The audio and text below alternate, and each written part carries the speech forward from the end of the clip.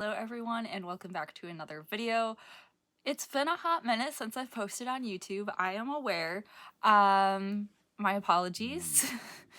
I am more active on, well, I wouldn't say really that active, but I'm more active on TikTok, and I think my handle is similar to this. I think it's flourishingskylark.11, or it could be flourishing.skylark.11. I don't know. I really don't, and I'm not going to bother to look it up because nobody's going to watch this and nobody's going to want to find me on TikTok. So, anyways, the point of this video is I'm going to talk about my March reading wrap up. I know it's April 9th when I'm filming this, but it'd be nice to actually get this posted. And then I'm going to talk about April TBR. If you do happen to look at my TikTok and you see that I posted an April TBR video, don't watch that one because it's not accurate anymore, because I had a massive reading slump in the 9 days of April and I am just completely changing everything. So that's good. I'm also probably going to talk about some journaling stuff as well, book journaling and just like favorites and stuff like that. So it's just a smorgasbord of things, okay? I'm home alone today and I wanted to film content. So that's what we're doing. Let's get into it. So first we're going to start with the reading recap of March. I don't think I ever posted one of February. So if you do want to see February one, comment that and I will film a video eventually and post it. Yeah, I don't think anyone's gonna say they really care, but if you do, I'll post it. But the first book I read in March, which was my 25th book of the year so far at that point, that is not normal for me. I normally don't read that much. I read so much in January and then a lot in February as well. But I don't anticipate, that's probably why I'm hitting a reading slump, let's put it that way. But anyways, I digress again, and I'm showing you the book covers on here because I don't own a lot of them, and I don't know how to insert pictures yet, so sorry. But the first book I read was Red City by Mary Lou. Mary Lou, my girl, I read YA most of the time, and when I was at the age that normally reads YA, I loved her Legend series. So I was excited to try an adult fantasy by Mary Lou. If you don't know, this book is about two rival syndicates with this product called sand that just makes you like more of every feature of yourself. So like if you're beautiful, you're more beautiful. If like so the good and the bad basically gets emphasized more. And it follows these two, I would say, kids in the beginning, and how they kind of get taken into different the two rival syndicates and their life. Like at one point maybe they loved each other, but do they now? Are they gonna switch sides for each other? Are they not going to? I'll say some of these questions are not fully answered because it is gonna be a series. But I enjoyed it. It's a little darker than I normally read because, again, I almost exclusively read YA, I feel like. So it's a little darker for me. And the main female protagonist, did not really like her. I'm gonna be honest, she kind of bothered me quite a bit. But her name is Sam, and then there's Ari. Ari, I liked. He was more lovable to me, which is odd because normally I'm rooting for the female, not the male. But yeah, I don't know. Something about her just kind of irked me. And I stand by that assessment of her. Anyways, I gave this 3.75 stars. It was really good, but just didn't quite hit that 4-star threshold for me. And I think that's because the main character bothered me. Or one of the main characters bothered me. And I am the type of person who, if a main character bothers me, I can't look past it in my rating. I'm sorry. I like Barrier Bones and the Midnight Soils. Do I know that the whole point of that book is toxic sapphic vampires? Yes. Do I love the sapphic aspect of that book? Yes. Do I like the vampires? Do I like the toxicity? No. The toxicity is what made me give that book like a 2-star rating. I'm sorry. I'm sorry. I know people love that book, but I cannot get past the toxicity, even when it is the point of the book and the characters. I'm probably going to eat my words in another one. That's why I was trying to look at what else I read. But next book I read, we have Be Right Back, which is by Bill Wood and is the sequel to Let's Split Up. This is supposed to be like a Scooby-Doo meets Pretty Little Liars meets Buffy the Vampire Slayer. Like, that's how it's advertised. I've not seen Buffy the Vampire Slayer, so I can only emphasize the Pretty Little Liars and the Scooby-Doo. And yeah, I mean, checks out. I enjoyed book 1 quite a bit. I think is it like the most well-written book? No. But for what it's supposed to be, like a fun, goofy gang, like nope, not romance, horror, like crime book, it gets the job done, and it's a nice palate cleanser, I would say. Now, this one I didn't like as much as the first one. I also rated this 3.75 stars. Okay, yeah, I'm sorry. Red City and this have the same star rating. Like, yell at me in the comments. I apologize. But I think you have to keep in mind, like, are they the same level? No, but for what the book is supposed to be, it's good. And I'm not giving you a summary of this one because it would be spoilers for the first one, and I can't really remind myself what the first one is, so you're not getting a synopsis. But the next book I read was Love Makes Mochi by Stephanie Valentine. Now, this book, I ended up, let me double check my cheat sheet. Yes, I gave this a 4.5 star rating. I just did not get 5-star feelings. However, I thought it was a really cute sapphic YA romance. Basically, the premise is this, she's going to go to college, she's trying to get into college, and she's doing a summer, like, internship type of thing in Japan. She's from the United States.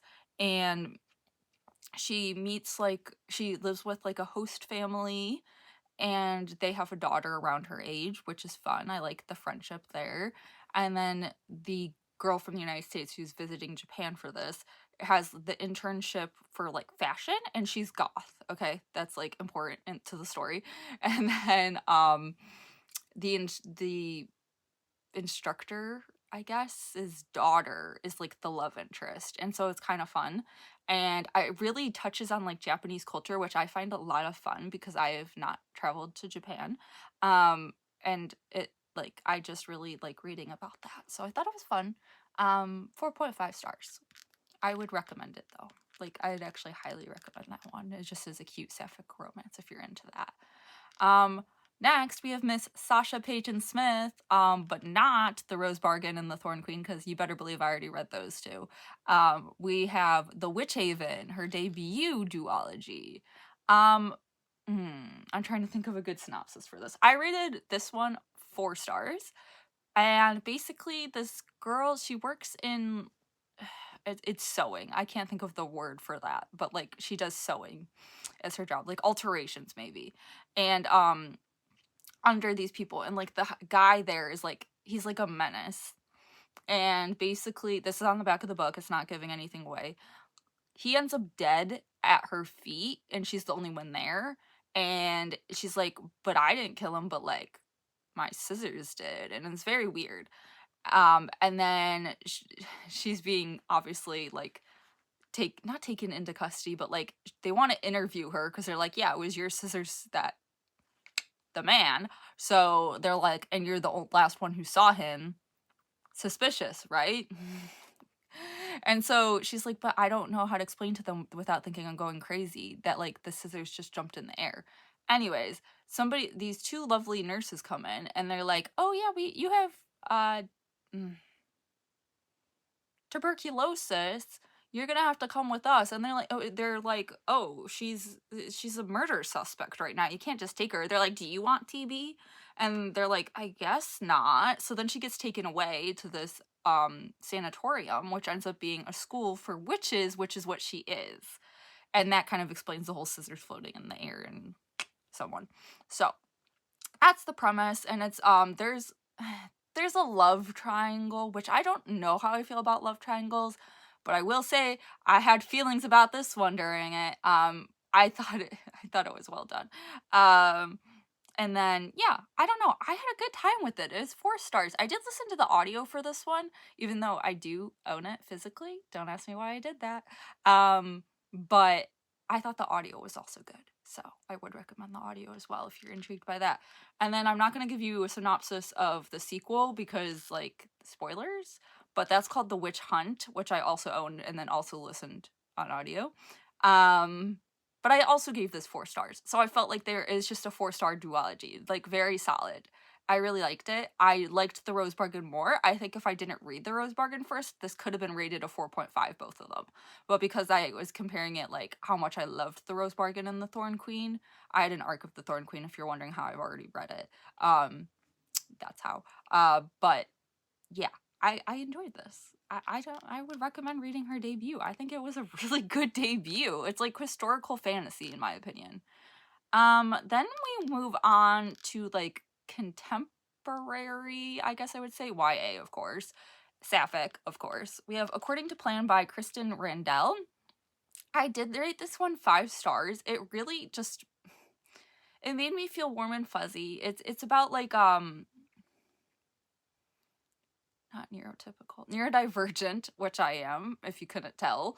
But the characters, and it's about a, what is their thing called? Their thing is called something specific, but basically it's like a school newspaper vibe. Okay, it's not that. Like the characters in the book would be mad at me for calling it that, but to describe it to you, it's like a school newspaper thing gets defunded basically, and then they are like, "Oh, well we can make zines." And then so they run like a zine business that is like illegal, and it's more about the characters than the zines. I mean, the zines are important, but I don't know. I really liked it. I liked the neurodivergent representation. It's like ADHD and autism in there, which I have both. Double whammy. And I don't know. I just really liked it. I had a good time with it. Like, again, was it the most well written? No, but it just made it just, when you see yourself in a character sometimes, that's why I give 5 stars sometimes. So 5 stars for me. Most people would probably not give it 5 stars though. I will be honest. I know, and I'm a little biased. Then we move on to my next book, which is This Story Might Save Your Life by Tiffany Crum. I rated this 4 stars, and you might be like, oh, that's fine. This is a psychological thriller. Psychological thrillers for me, I don't think at all this year until this book have been rated above a 3 star. Like, that is my average rating for a psychological thriller, is 3 stars. So for this one to get 4 says a lot, because I've been over psychological thrillers for a while. So this one was pretty good. I cannot really describe it to you. There's like a podcast hosts of like how, like, trying to solve how they could survive situations, and then one of them goes missing with her husband, and then one of them is like accused of murdering her, and then it's this whole big deal. And there's some twist, and there's some just like I don't know if it's really like, oh, there's big reveals and stuff like that. It's just like you're reading it and it was a good time. Okay, that's all I'm gonna say. 4 stars on that one. Then I listened to the book Paper Cut by Rachel Taff on audio from Libby, and I rated this one 2.25 stars. I apologize. I don't like talking negatively about books, but this one just was not it for me, okay? And I can't even tell you what the premise of this book is anymore, because it really just, like, I kind of forgot that I've read it. But I did. And anyways, I can't tell you what it's about anymore. Oh, okay. It's a cult book, which I normally feel like I like cult books, but lately I've not been rating them well. So like maybe I don't. But she's like survives a cult, and then she gets out, and then she's like telling her story, but she's like, I have a huge lie or whatever, like, to my story. And then they're doing a documentary on her, and then like stuff comes out as she's filming it. I just have to say, the big reveal I thought was just made the whole story a big waste of my time. Okay, that's how I felt. I'm not gonna say what it is, but if you've read the book, in the comments, please tell me if you felt the same way, because I just felt like the big reveal, I was like, this whole story was a waste of my time. Because what do you mean? I can't say what I want to say, but like, what do you mean? Like, this character did that, and like, that's, ugh. It just grinds my gears. It made me feel like a big waste of my time. Next, I read The Swan's Daughter by, sorry, I'm gonna try my best, Roshani Chokashi. I apologize. I'm not good with last names, or first names, or middle names. But I rated this one 2.75. I did listen to this one on audio, and I don't know if I was just distracted, but I was very confused throughout this story. Like, I felt like they just kept throwing stuff at me, like I should have known the lore behind it, and I didn't. And I don't know if, like, there's a prequel to this, or, like, if it's just, like, stuff that I should have known based off, like, not legends, but, like, fairy tales or stuff like that. I just felt confused throughout this. Premise seemed cool. Like, she's a Veritas swan, and basically when she sings, people have to say the truth, and then he has a competition for all these wives, and then there's some reason that you find out that, like, a lot of them are going to try to kill him, so then they work together so he can give her like a place to stay to outrun somebody, and she will find the murderers who are after him and not actually in it for love. A very cool concept. I just was so confused throughout this. Again, I don't know if it's because I was distracted while listening to the audio or if it's just a hard to swallow book. Like, it's a YA book. I don't normally have issues with audio either, but something about it, I was just massively confused throughout. Like, so many things I'd be like finally catching up on, and then they'd be like, oh yes, you know, like the crocodiles with the pearl tears, and I'm like, huh? When did this come into play? Like, there was just so many things that I felt like they were just expecting you to know, and again, maybe I'm missing something. But I think it was a good story. I just was confused. So I gave it a 2.75. After that, we have, oh, I love this book. The Sun and the Star Maker by Rachel Griffin. I gave this 5 stars. And I did think about giving it 4.75, but I had to give it 5 stars because the entire way, also at this point, when I was reading this book is heavy on like the concept of like having to live without people, so like grief. And at the time, some of my family members were not doing so great. So I was kind of like, oh, is this the book I should be reading right now? Anyways, I thought that at the time, to clarify, that those family members are now doing well. So we're good. But at the time when I was reading it, I was like, this book really, I felt a good connection to. It was making it a little easier for me, thinking if this happens right now, how am I going to grieve and deal with the loss of somebody I care deeply about? I don't know. I thought it was great. I have to say the ending kind of was the reason I almost did not give it 5 stars. I thought it was going to go in a different way. I felt it should have gone in a different way. I still feel that way.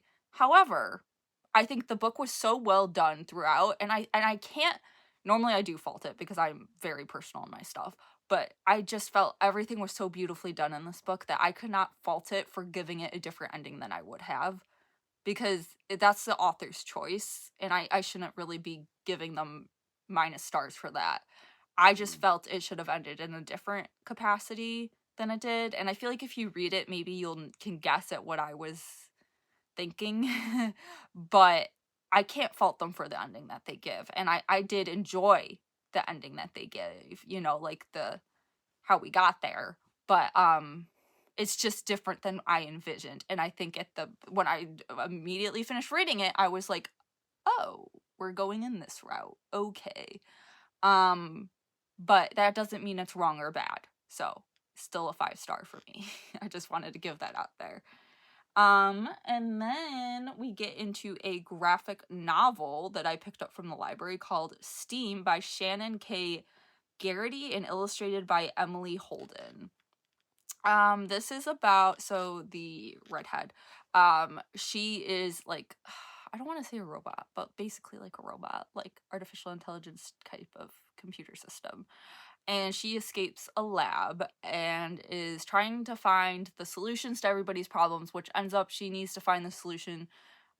What's the main problem is people are lonely, that causes them sadness. So how can we solve that? Oh, we make them fall in love. So she's trying to play like a matchmaker. And it's just, it was cute. It was cute. That's really all I have to say. I gave it 3.5. I never know what to rate graphic novels. I always feel weird. Same with nonfiction. I always feel weird about rating these. But I 3.5 is good for a graphic novel for me. That's how I feel. So it was well done. The art style was cool. Okay, and then the last book I finished in March was part of the Underwild series by Shana Targos, and that's River Spirits. Now this one is middle grade. First of all, if you get the first edition of this book, which I think they are still printing, beautiful book. Like, I own it because I got it from Half Price Books. Did not know it was middle grade. It was in the YA section, but still a really great story. I really enjoyed it. I ended up giving it 3.75. Yeah, what's the premise of the book, Sky? Tell them that. Yeah, if I could think about it for a minute. Give me a minute. Okay, so basically we have... Oh, what's her name? What's her name?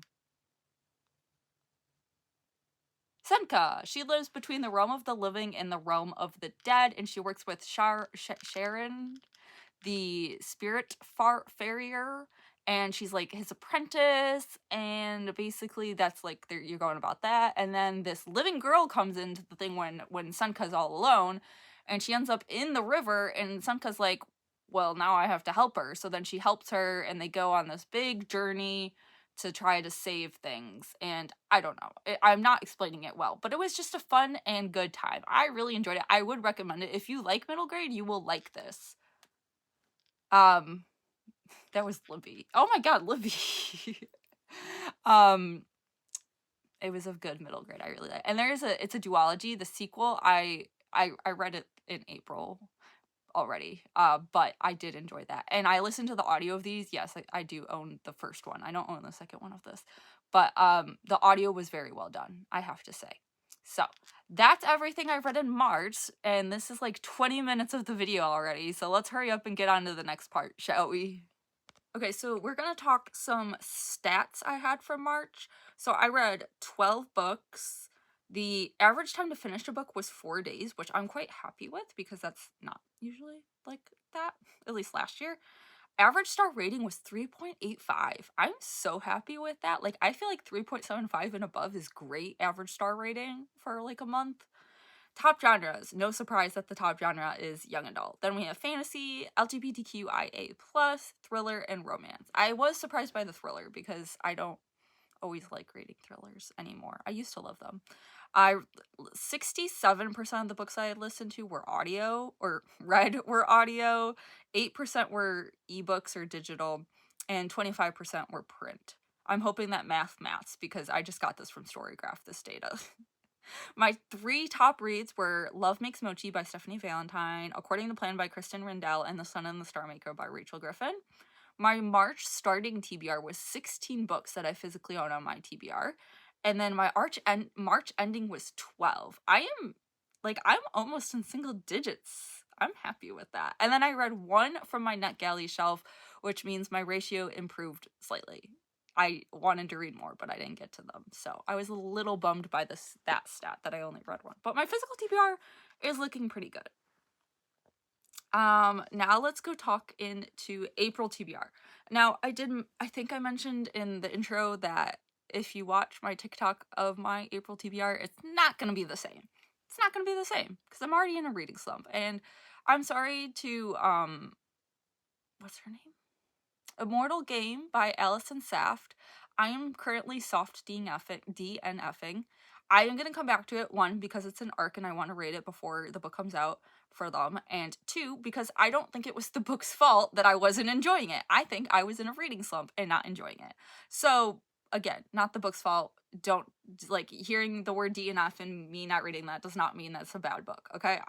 It's not the right time or place. I need to get back into reading. So, because of that, let's go through my TBR, though. Okay, I have my stack and my little papers of the arcs or audiobooks that I have. So, let's just go. So, first, I already mentioned it, by Allison Saft, Immortal Game. I already soft DNF'd it for the month. I do think I'm going to try to pick it back up once I'm out of the reading slump. And if it puts me back in one, then I'll know that it is the book, but I really don't think it's the book. So I want to try to come back to it this month. I don't know why I'm doing that to myself because it doesn't come out till, August, so I have plenty of time, but I want to try to review more of my NetGalley so I can increase my ratio, a bit higher.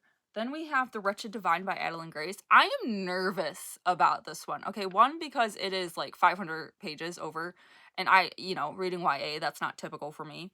And 2, because I think it might be a little darker than I'm used to reading YA, and this is not YA. But I liked Belladonna a lot, that whole trilogy, plus Holly novella. So I wanted to give this a try, even though it's adult.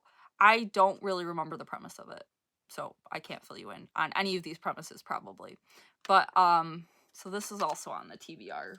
Then I'm currently listening to this on audio because it just came out, but this is The Ending Writes Itself by Evelyn Clark, which is V.E. Schwab and Kat Clark writing together.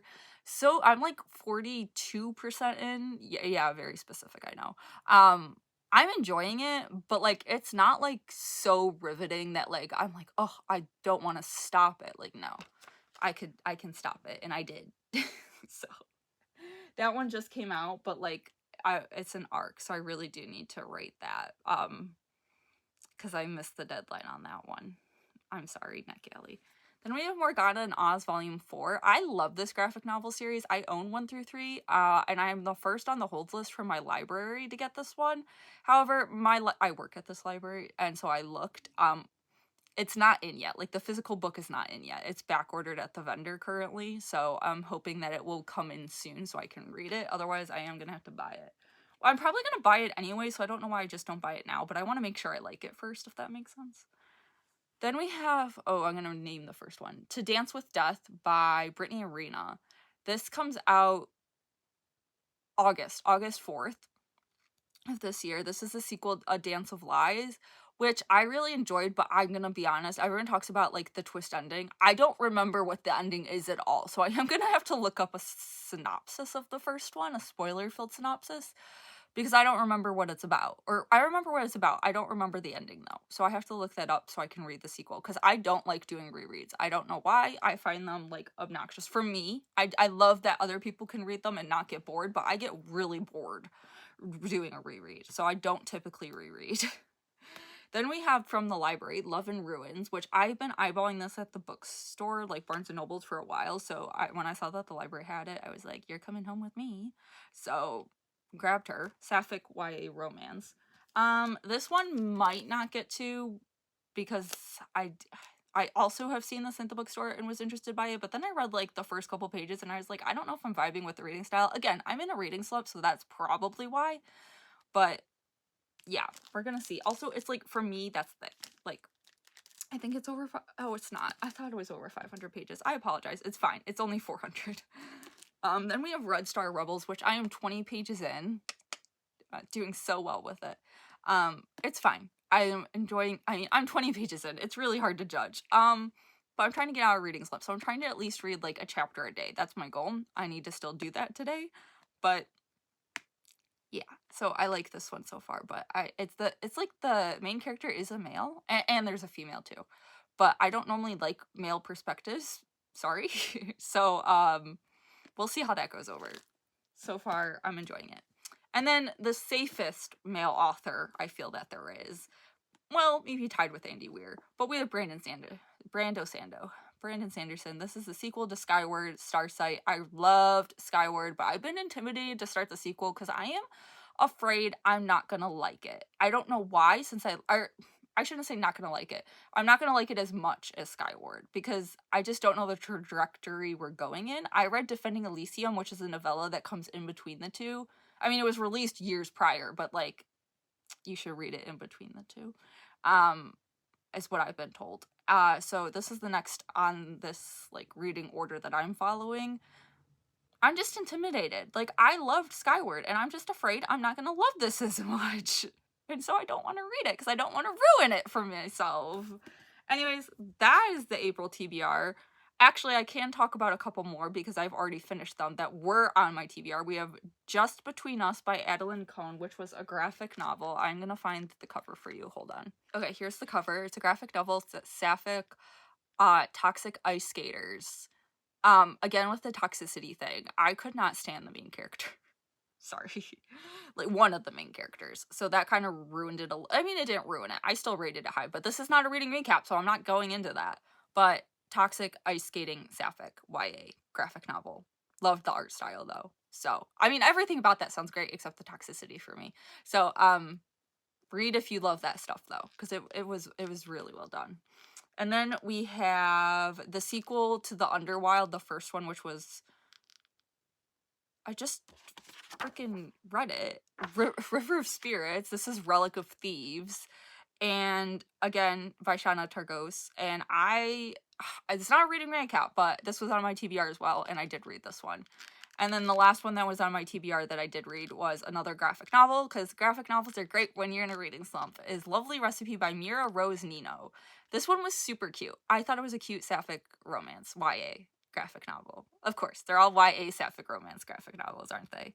But it was cute. I liked it. It was about like family and stuff like that, so that was fun. So that's my April TBR. That's quite a bit of books on it. I think that's more than the 10 I set originally. But that's the April TBR. I've currently read 3. None of them were physical books off my TBR, and none of them are arcs off my TBR. So that's a bummer, but I digress. Let's move on to the next segment of this video. Okay, so we're just gonna do 3 favorites because I realized as I was sitting here that I don't actually know what I like.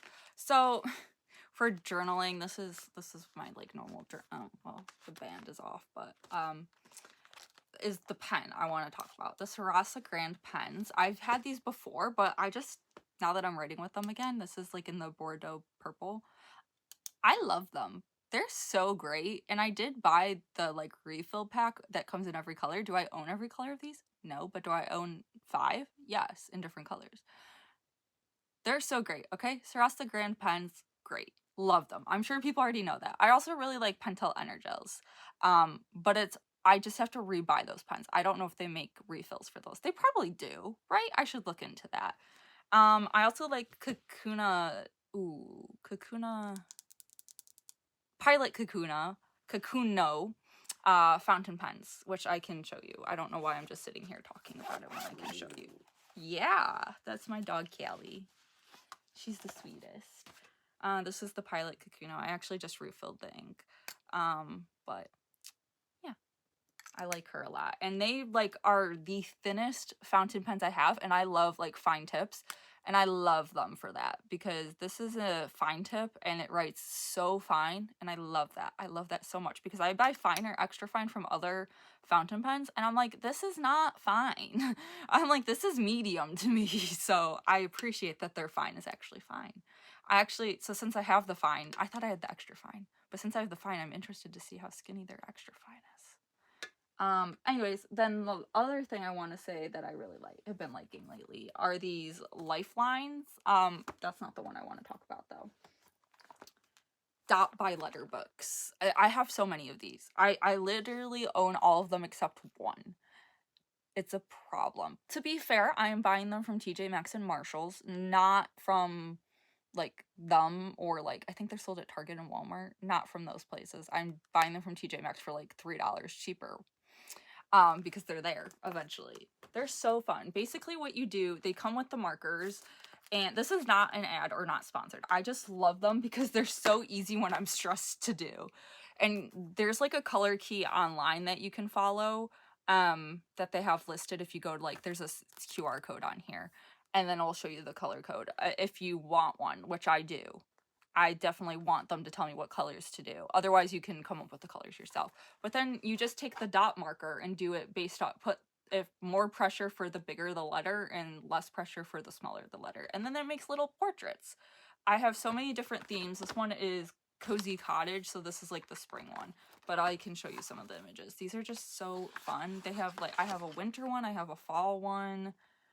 I mean, all the seasons pretty much. I have like a Valentine's Day one. Like, they're just so fun to do. I'm sorry, I'm raving on about them, but they're fun.